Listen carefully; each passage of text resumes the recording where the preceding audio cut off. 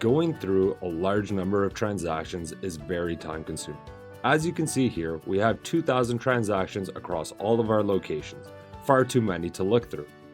We're only interested in transactions that negatively impact our bottom line, so let's add a filter to see transactions where the total amount equals $0. Now we're left with 898 transactions, still far too many to review.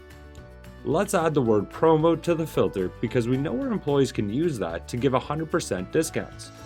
As you can see, now we're left with just 3, a much more manageable number to look through. We can quickly identify a free specialty tea that was given away by an employee. Let's click in and watch this transaction. Context surrounding data. That's the power of Solink.